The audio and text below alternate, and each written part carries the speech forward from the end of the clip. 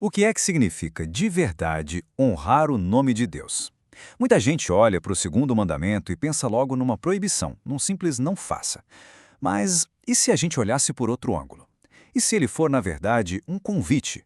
Um convite poderoso para uma vida de reverência ativa. É sobre isso que vamos conversar hoje, mergulhando nas implicações profundas que esse mandamento tem para a nossa vida espiritual. Não tomarás em vão o nome do Senhor teu Deus. As palavras são diretas, imperativas, vêm do próprio Deus. Esse é o coração da nossa reflexão de hoje. É daqui que tudo começa. É impressionante a força que existe nessa frase, não é?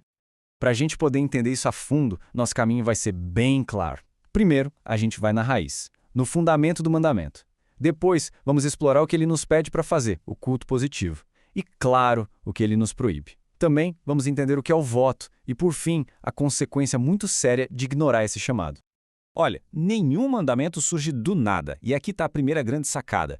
A reverência ao nome de Deus é uma consequência direta e lógica do primeiro mandamento.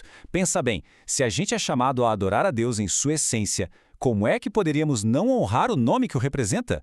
A honra ao nome nasce da adoração à pessoa. Uma coisa leva a outra. O profeta Malaquias traz uma pergunta divina que ecoa até hoje. Se sou eu vosso pai, onde está, pois, a minha honra? É uma pergunta que vai fundo, sabe? Quase dói ouvir. Ela revela uma verdade que não dá para separar. Assim como um filho honra o pai, a nossa adoração a Deus se mostra, se manifesta no respeito que a gente tem pelo seu nome.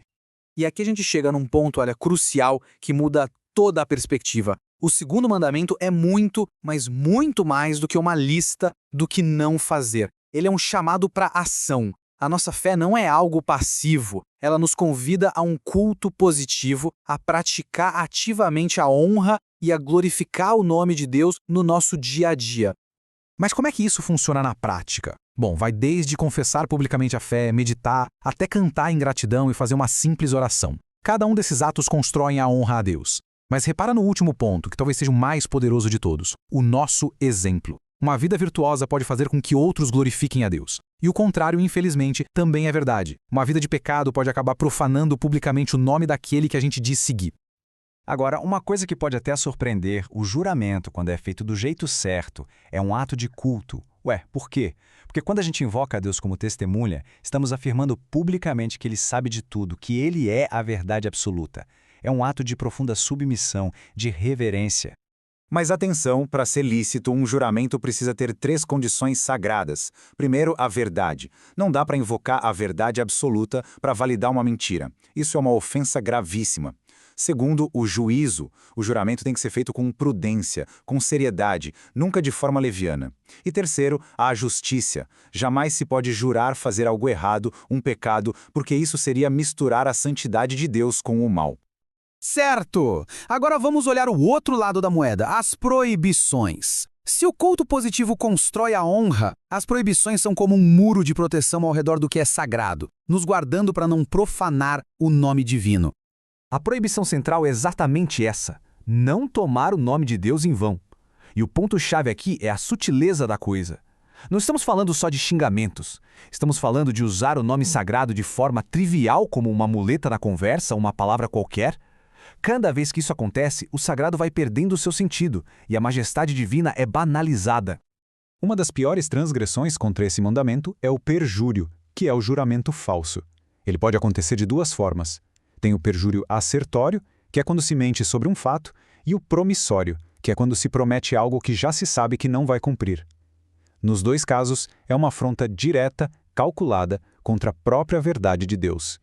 Depois, temos a blasfêmia, um ataque direto, abominável à honra de Deus. E aqui, atenção a um ponto importante: a proibição se estende à Virgem Maria e aos santos. Mas por quê? A lógica teológica por trás disso é belíssima e precisa. Eles são as obras-primas da graça de Deus. Então, insultar eles é, no fim das contas, desprezar o poder santificador do próprio artista divino. Vamos aprofundar um pouco mais agora, explorando uma forma que é sublime e muito pessoal de devoção que está ligada a esse mandamento: o voto.